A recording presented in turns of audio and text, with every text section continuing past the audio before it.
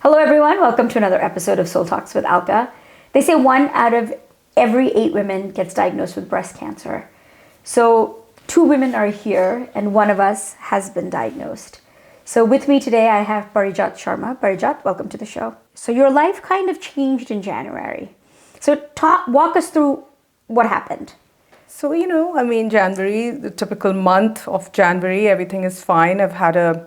I just picked up a new puppy. He was busy with him and then the rest of the stuff. And then I used to go to my physical therapist for my frozen shoulder. And while the therapist was working on my frozen shoulder, he was kind of trying to work under my underarm area and trying to pull the muscles. And I think he detected the lump and he goes like, oh, well, wait a second, can I go a little bit further? Mm-hmm. So for a second, I'm like, interesting. Where is he trying to get to? But anyways, I trust these people. They were excellent. So anyways, he checked it out a little bit further.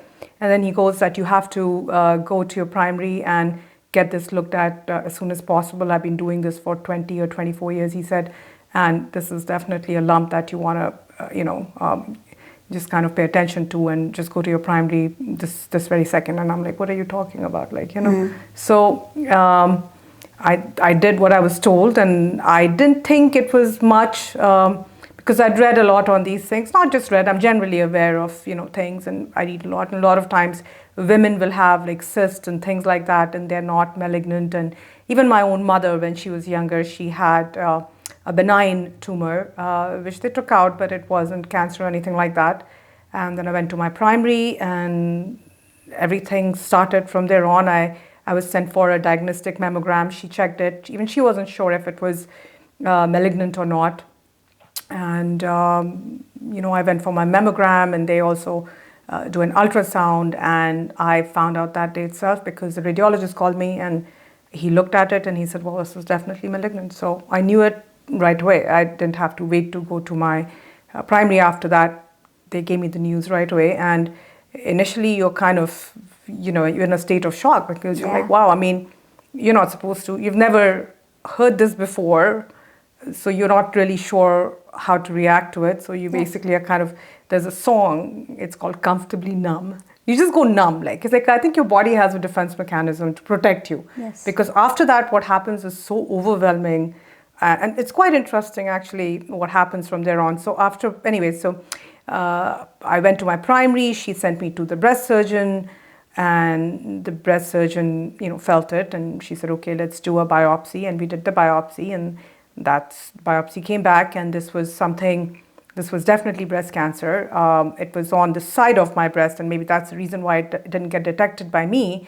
Because normally you would think the breast area is more towards the center or the fleshy part of breast, but you don't expect it to be all the way on the side or something, right? Mm. So even I think I touched it once and I kind of felt the knot before it was actually detected by the therapist. And I really thought that was like a knotty muscle or something. Yeah, you dismiss it. Right? You're so dismissive. Yeah. It's too funny how we can convince ourselves, right? We're so delusional. We're like, la la land, okay. Well, because you don't think it's going to happen to me. Well, you hear about it, you're like, it's not going to happen to me. We're old enough to pay attention. Shouldn't we pay attention? That's the question. Yeah. What's wrong with us? Yeah. Right? That's the question we all need to ask ourselves. So what the heck is wrong with you? You felt something and you're getting late. Oh my God, you got to get ready and show a house. And you just felt something and you're just not even thinking about it, right? Yeah. And I think I told you that not only did I feel it, and obviously, your subconscious mind is very interesting. I told you that I had that dream. Yes. Right? And first, my first memory is like, okay, so one night, one of the nights in between at some point, I had a dream where I'm kind of going around telling everybody that I have breast cancer. Specifically breast cancer. This didn't come from nowhere. That means that my brain did register the lump that I felt. That's right. Right? I didn't. You didn't. I didn't. I didn't want to believe this because after all, nothing is wrong with me. How can it be wrong? And you don't want to believe it. I don't have history of breast cancer in my family. I'm pretty fit and healthy and whatever I think I am. And I'm like, okay, well, this couldn't be happening. So anyways, the dream was there. Yeah. It registered that lump and it said, dude, you have breast cancer and you're going to go and tell everybody that you have breast cancer. So I got up and I'm like, oh shit. The minute this guy, the therapist told me he found the lump, I knew it was what was going to come out of it. Then all the delusion went away because I was very. It became very real at that point that you've got cancer, right? So when all this was happening, I'm like, and everybody's like, oh, this is going to be nothing. Yeah, I'm thinking in my head, nah, it's going to be cancer. Yeah, you knew it. Then you just know it, so you just like you have cancer. Okay, now we all know that okay, so this is breast cancer, and you're like, okay, so it's what is breast cancer? So there are like different kinds of breast cancer. Now, obviously, you don't know about it. I don't know about it. We've never talked about it. We don't think about it. We kind of read an article here or there and say, okay, breast cancer awareness month or whatever, we'll read some articles, but we don't really pay attention to it because it's not happening to us. That's right. And it's funny, right? How we are, when it happens to you, it's definitely more real. Until then, it's something that happens to someone, and that's it. You empathize. You empathize. You kind of talk to people and say, so she'd had cancer and this and that, but you never think that this would happen to me, right? So I'm like, sitting there, I'm like, oh wow, this is amazing. I mean, these are the kind of thoughts you have. They're kind of silly because you're still kind of thinking like, oh, maybe this is the wrong result. It couldn't be me. I mean, but the lump is there. But maybe like, was it my biopsy? I don't know. I mean, it could be somebody else's. But then I was pretty good about accepting it, right? Once I accepted it, I was friends with it. I was like, okay, what do you want, right? Let's give you the attention that you want. And I'm very grateful that, my primary was great. She lined up everybody. I didn't know what to do next, like where to go, how does it work? I don't even, I had never even been to a hospital or anything. So I was like, okay. She lined up everybody. So I had a meeting with the breast surgeon. I had that, the biopsy. And the biopsy came back with something called a HER2 positive. Now, what the heck is HER2 positive? I'd heard it for the first time. I'm like, okay. So maybe it's like some new name for breast cancer. But there are different types of cancers, like even breast cancers, right? So HER2 positive is supposed to be, they say it's more aggressive and it spreads very quickly. So in fact, when I went for my biopsy, they didn't know what kind of cancer it was. And they'd already scheduled me in for a lumpectomy. Lumpectomy is they remove the lump and probably, then they send it for pathology and see what kind of cancer. And then they kind of give you chemo and whatever else. But in my case, they had to get me started on chemo right away because this is the kind of cancer that spreads very quickly. And it wasn't an advanced stage. It was a stage 2. I think it was a stage 2A or B. I don't remember.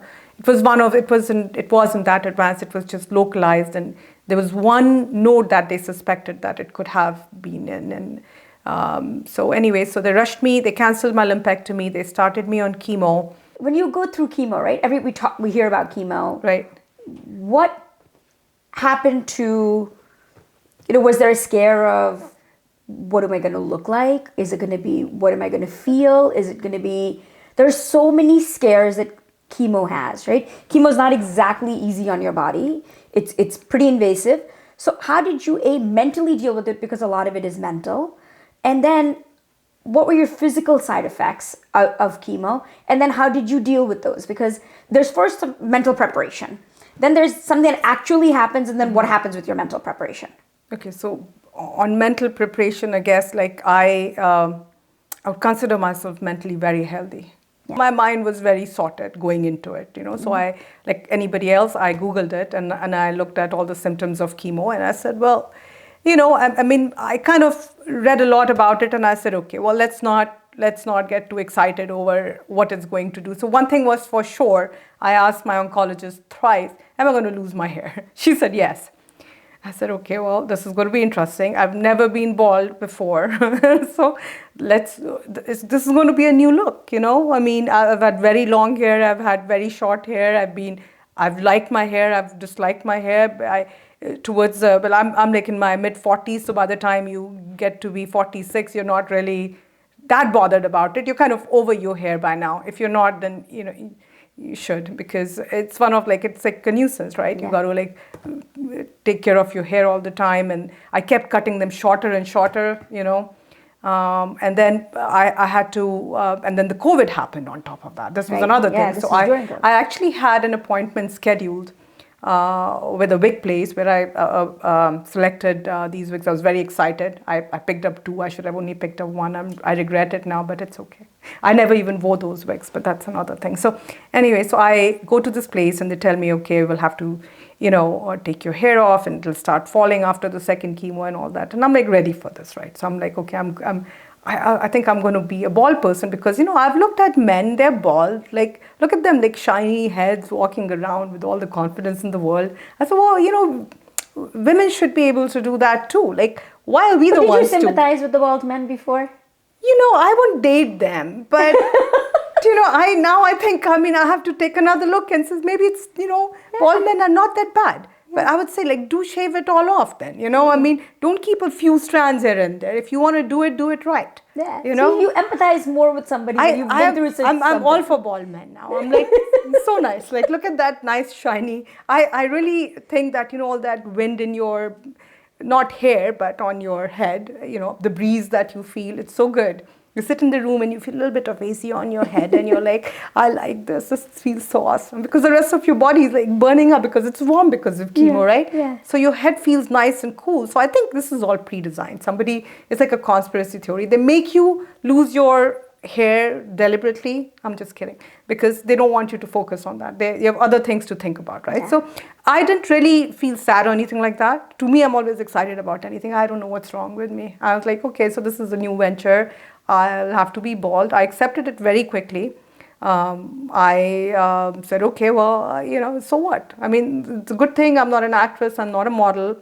I'm not looking for a guy, thank God. I'm not on the market to be attractive to anyone, basically. Right. It didn't really matter to me, And I said, whoever's going to look at me is going to look at me but with hair or no hair. But it does affect you, right? It affects your... Because there's a lot of credence given to hair in society. You get over, I got over it quickly. Yeah. See, everybody is different, right? Yeah. So for me, I get over these kind of things very quickly. I've had hair all my life. It's okay. If I don't have them for a while, it's not going to change who I am or anything like that. But did you have to talk yourself through it? Or was it just something that you said, you know what? Oh, it comes natural. It's a part of everybody has a different personality. To me, it came very naturally. Okay. I didn't really sit and brood about it. I didn't really feel bad about it. I just said, you know what, it is what it is. Okay. You have cancer in your body. It is what it is. You haven't planned for it. You haven't thought of it. You're going to go through the most invasive and the longest treatment, there is for anything, right? And you're reading about chemo and you're like, wow, your nails, that's just the hair, it's just the beginning. Yeah. Your nails fall off, your eyebrows, your eyelashes. Your skin is super sensitive. You're like this alien kind of a thing, walking around, which is, I think it was fun, I didn't bother me.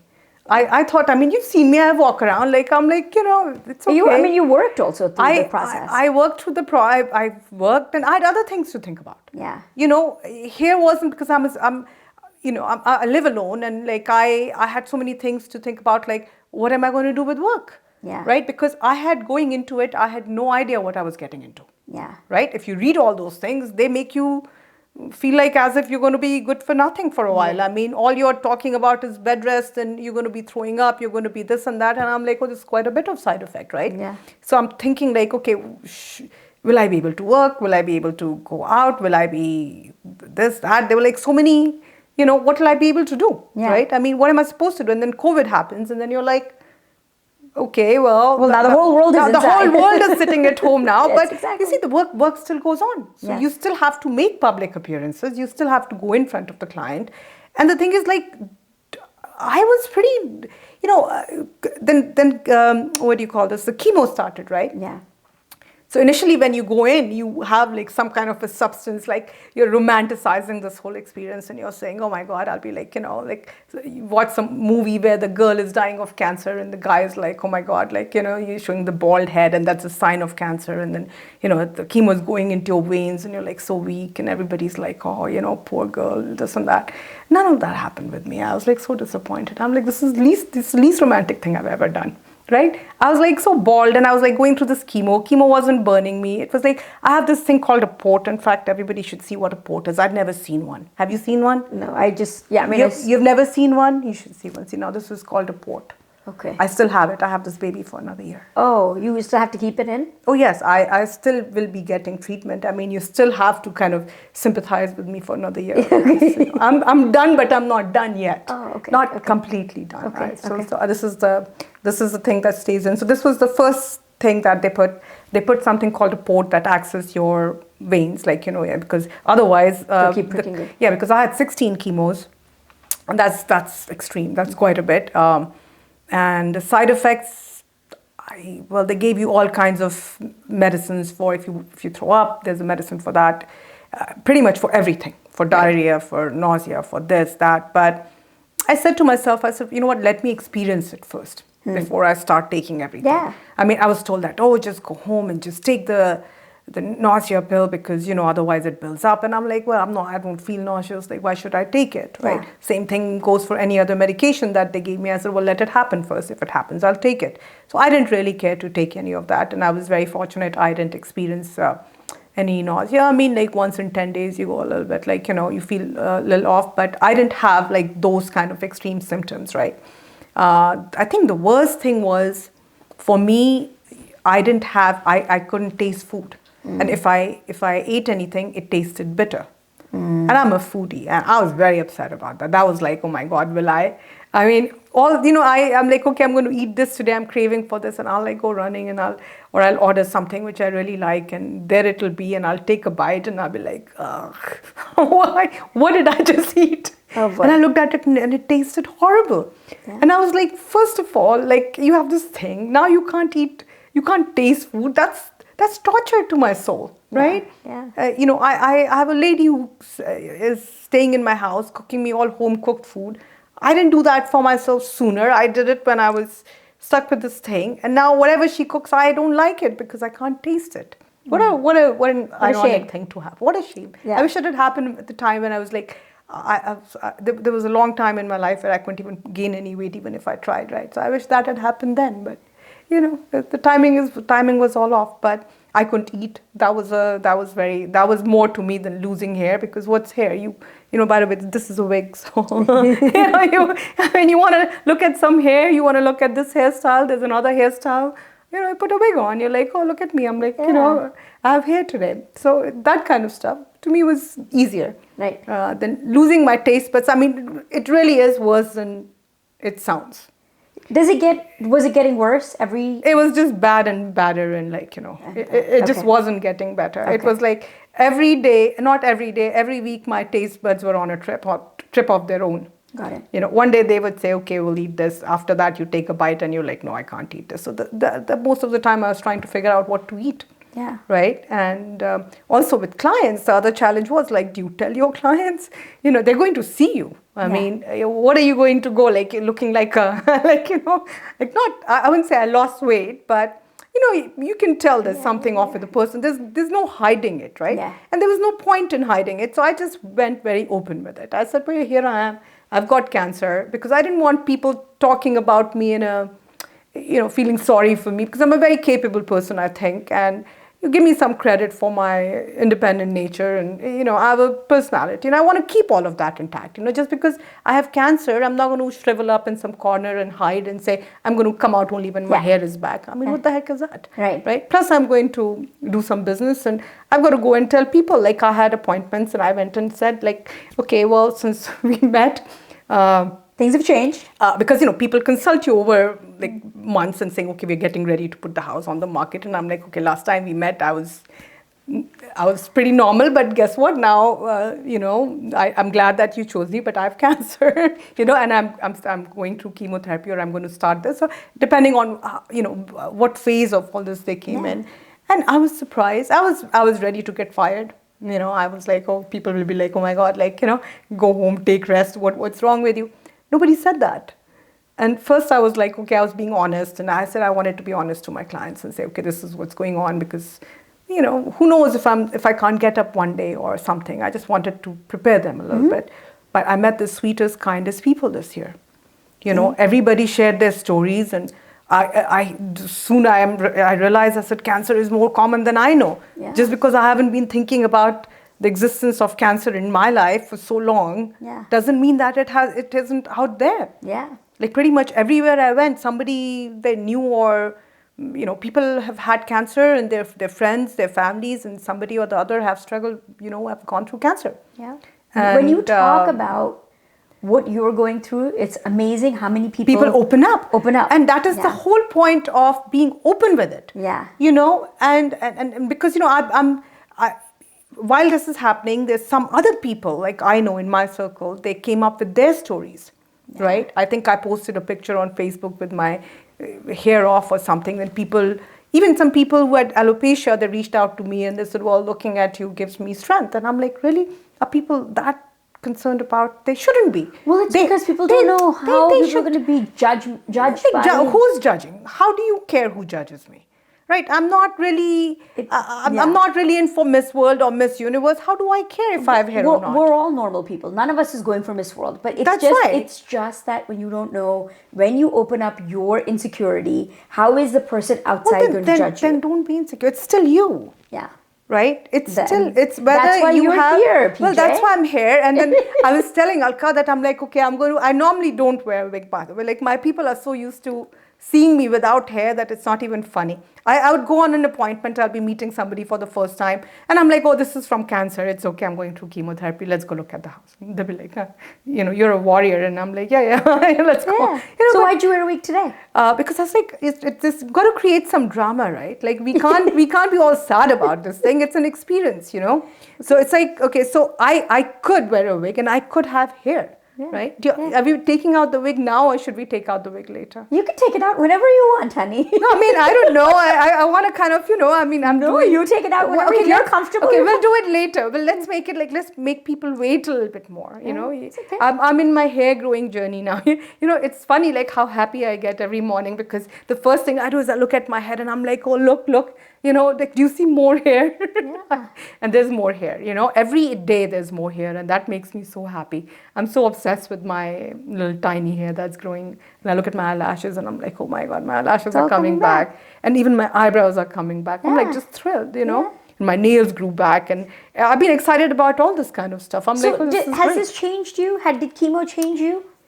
Oh, has chemo changed me? Yes, I was telling you about that. I'm going to have a tough time getting into tighter clothes now because I'm so into comfortable clothing now that I've got to really go and change my whole wardrobe. That it really changed me that way.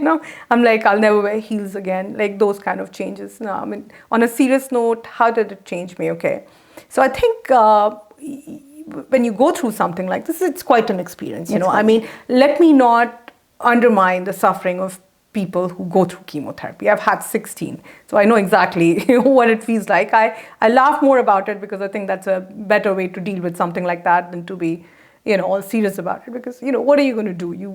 The days you're good, you do things. The days you can't, you take it easy. And I kind of tried to be as normal as I could. So your question is, did it change me? Okay. So if I really think about how it changed me, I think we all have to learn to be present. Live in a present, because what happens is even if you're sitting here, your mind is somewhere else, you're thinking of this, you're thinking of that, you're so running towards the future. What you don't realize is that you're just not present, right? You always want to do something else and not what you're doing. Even if you're watching TV, be present, right? And I think I'm going to have to look at life a little differently now because I kind of realize that how important your body is. Like you live in it, right? Yeah. Nothing matters. Nothing else matters. Your clothes don't matter. Your money doesn't matter. None of that matters if you don't feel good. Yeah. Right? And when I say you feel good, I would say physically. And then let me tell you, you cannot cope with something like this unless you are mentally strong. Yes. This needs a lot of mental strength. This takes a lot of mental strength. It's not easy. It's funny, but it's really not the easiest thing you would ever do. It definitely is one of the toughest things one can undertake. It started in January, and I just had the lumpectomy on the 24th, and here I am with the interview. But that's okay. And then because your pathology came up. But I was so happy about that. Yes. I almost forgot that I had a lumpectomy. Yeah. But, the location of my tumor was good. And the good thing is that the chemo really worked on me. And the tumor dissolved. So, there was not too much damage that was done to me. So I'm very grateful and appreciative of that it didn't turn out to be worse than what it was. But your treatment isn't over. It's not over. I still have, I think, November I'll start radiation, and the radiation will go on for probably about 5 to 6 weeks every day, once a day for like 5 days a week for about 5 to 6 weeks is what. But they do very small radiations and all that, and it has side effects, but not. It's a different experience, so I'm like all for it. But it's not as debilitating as chemo. Well, we'll find out, right? So unless you go through something, you have no idea how it's going to affect you. Yeah. Right. But the good news is that I've been told that I don't have any cancer cells in my area anymore, which is a great news. The chemo really worked. It was a complete response. That's a great news. I mean, I have so many reasons to be happy than worry about radiation now. Radiation is another 5 weeks. Okay, I'll take myself every day. I'm not looking forward to it, but that's something that just needs to be done. Yeah. Right. So how has your outlook of life changed? Dude, my outlook of life has changed a long time ago. But what's a new outlook now? Okay, I'll have to, I guess, let's sound like a normal person. I'm going to travel a bit more.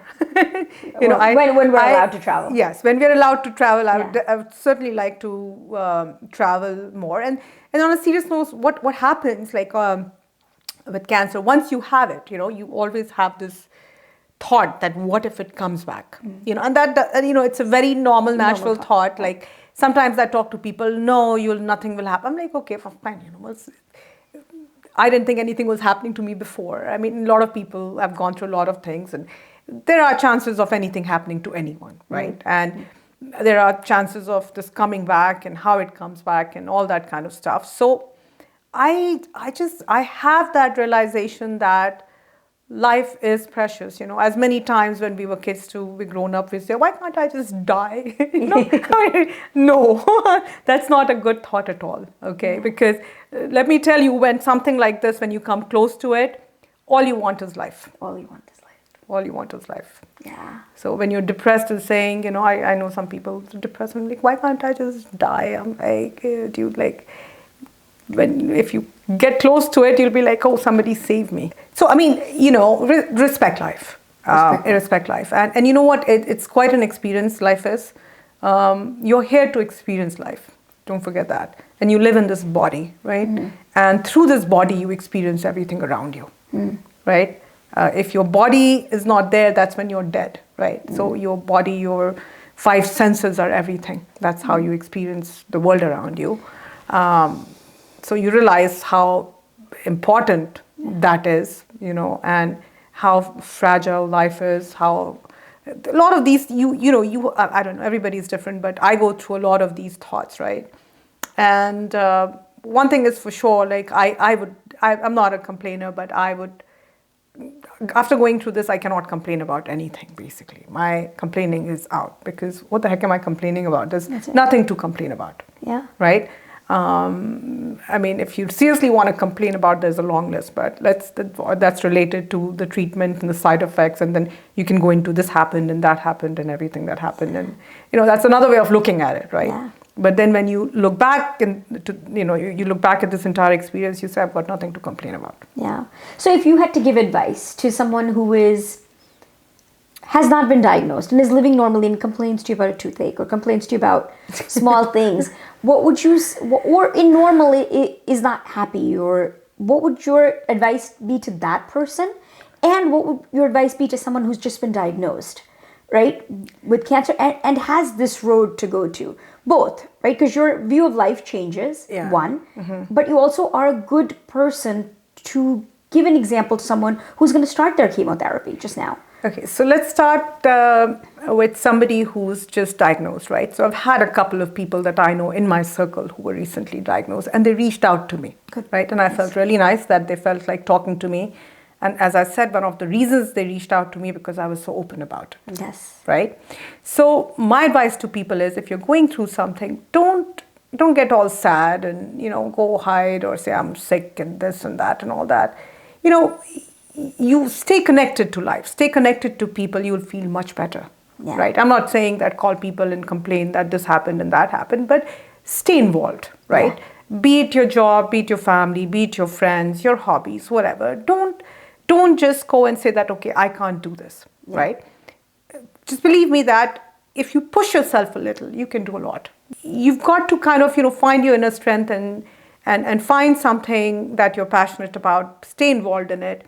Your recovery time will be quicker. I think that's mental health is also a big role. I mean, mental strength is it plays a big role in your recovery and how you look at the treatment and how you do things. Involvement is good. A lot of times people, when they call me, they were like, this happened, that happened. And I just kind of looked at my phone and said, what are you? I'm like, no, I'm absolutely fine. I mean, and when they call me and they hadn't spoken to me in a while and they thought I would be like all weepy and crying and like all sad, and I'll be like, I'll sound like, like, oh my God, my life is over. What has happened? They didn't hear anything like that. Yeah. They were surprised. Yeah. They're like, because that's what everybody is expecting. They're right? expecting. They're that. expecting, right? Yeah. Right? I mean, even if I feel weak, doesn't mean that I have to like talk like a really weak person. I can still talk normal. I choose to talk normal. Yeah. Right? I mean, if I'm feeling tired, I still choose to get up and do something. Yeah. I think so. Positive attitude, positive outlook is huge. You positive outlook and you can still do things. Push yourself. If you can't eat whatever. I never ate ice cream all my life. I push myself to eat ice cream and I love it now. You never ate all your life? Well, I mean, like we had like some such sad serious sizes to maintain. You know? Now it's like who the heck cares about the size? I'm like, I'm just going and buying stuff which is like really loose and comfortable. There are other ways to live life, right? Yeah. You don't have to be a size 0. There are things better than that. Yeah. Like food. Food. Like, so I had to eat ice cream because I needed calories, and I said, she's like, I can't eat anything. Yeah. Everything was bitter to me. And ice cream was like, every time I took a bite of ice cream, I was in heaven. So I said, okay, I'm going to let myself taste this heaven. Yes. Yeah. So, just be a little bit happy about life, be thankful, be appreciative. Like I was very thankful that it happened to me at a time in life when I was mentally prepared to handle something like this. Yes. Financially prepared to handle something like this. Even physically, I was in a good shape to handle something like this. Yeah. Right? Trust me, things could have been a lot worse if this had happened 10 years ago. I wouldn't want this to happen to the 10 years ago me. Yeah. Right? So I was kind of prepared for all this. I mean, I'm just very thankful. I'm sitting in a country and in a place where cancer care is so good. Yeah. Everything, all these treatments are there. There's so many things to be happy about. And for those who have not been diagnosed with cancer, how would you tell them to live life? How would I tell them to live life? One thing, stop worrying excessively. There are a lot of worriers. They worry about everything. Things that are not even important, they worry about, right? So that's pretty useless, I would say. Just worry a little less, live a little more. Be nice to yourself. Most people are so busy being nice to others that they forget to be nice to themselves. Yeah. Right? Take care of yourself, because if you get it, you will need all your strength. Physical and emotional, mental, whatever you want to call it. Yeah. You would need all of it. Yeah. And let me tell you, if one of it is missing, you're going to have a really tough time. Yeah. Because if you're the kinds who go downhill quick, or you go downhill at all, or you have the tendency to go downhill, you're going downhill really fast. And that's a fast track downhill here. Yeah. Yeah. So mental health, pay attention to what goes on in your head. Yeah, I think a lot of our issues are mental health. Right? Everything goes. Everything begins with you that. are what you think. Yeah. There's no bigger truth than that. Yeah. Right. So you have to really go into your head and say what's going on with you. Yeah. Why do you think like that? Why do you look at things that way? Yeah. Unless you do that, this will. Even for somebody who has it together, it's one of the most difficult experiences one will go through. I think to talk about it, you have to be mentally strong. Right? That's right. Because most people can't even talk about this. Well, I don't know why, but you should be able to talk. It's like anything else, right? Yeah. We're all getting older. Our bodies are aging. Yes. And, you can't live in la-la land and say that, oh, nothing will happen to me ever. Yeah. What if it does? Nobody wants to think about it and nobody wants to talk about it. Yeah. Except for probably me and you. We're like, She's like, oh, did you take your will? If you talk like that to somebody else, they'll be like, why are you talking about will? Like, why should I be thinking about a Well, will? that's a question. That's a statement I Yeah, always but, say to everybody. but please write your will. people That's a just public don't- service announcement. People just don't want to talk about the real stuff. Yeah. They want to talk about, oh, I'm going to this place. What are you wearing? Yeah. Da, da, da. They'll talk about all of that. Yeah. But somehow people want to avoid anything that's real. That's right. I just don't get it. Yeah. It's You normal. know, I think it's a defense and- mechanism. Okay, well, that's what I'm getting to. When something like this happens, it's a long duration. It's not like something that happens for a week and goes away. Yeah. It takes a good part. It takes 1 year of your life. Yeah. To get the treatment, Yeah. and it is a treatment, and it can be treated. It's not a life sentence. It's not a death, whatever. What do you call it? A death sentence. A death sentence or anything like that. So, but yes, they literally kill your body and bring you back again. They make you extremely miserable. They don't make the cancer cells comfortable, and they're like, okay, you got to get out of here. And then they're like, okay, and you have to treat it the same way. You have to attack it, right? So they're attacking it, and you have to mentally be attacking it and saying, okay, you're not needed. Yeah. I am looking forward to a cancer-free life. I don't need you in it. Yes. Right. So, you kind of have internal dialogue. When you feel down, you pull yourself back up and say, you can do this. And, it doesn't matter what people say to you. People do not matter. 10 people can tell you can do it, but if you don't believe you can, then that's the truth. So, PJ, are we going to get to see your bald head? You want to see it right now? Yes, I want to see it. Are you ready? I've seen it before, but I think everybody should see how comfortable you are. Yes, I'm very comfortable. But do I get to brag about all the hair that's growing out? Well, I think you already do. I get a minute or two like talking about it? No, but then you can see it, right? Sure. Okay, so this is a wig, right? So look like how nice. It's very nice. But see, like under this, I'm like such a bald person. Like, here you go. Oh, so look at how cute, right? So this is like my hair, my tiny hair. But you have to be comfortable with this as well, because this is part of who you are. Well, dude, like, look at how awesome this is. Like, this is like I'm right out of Star Trek. I'm kind of getting to live. Like, as a child, I used to watch Star Trek, and all the cool characters were bald. I'm like Mr. Spock. I think the years, but I don't have the years, but now see, this is a lot of hair. There was a time when this was there was nothing there, right? Yeah. And I mean, imagine like this and no eyebrows and no eyelashes. It was awesome. Yeah. Right? And I said, okay, I get to live this as well. I mean, it's another experience. And this is what PJ is all about. Well, the reason why PJ is here is to give you strength, is to give you, give anybody who's going through this some humor, some strength. And PJ, thank you for coming to Soul Talks with Alka. You're very welcome. But I'll tell you, hair like this or, even bald hair is very liberating. Very liberating.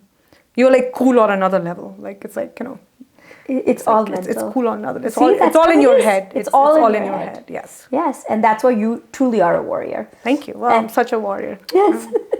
Thank you for coming on to Soul Talks with Alka. Thank you, Alka. Thank you, and we'll be with you next week for another episode of Soul Talks with Alka. Thank you again for joining us. Thank you, PJ.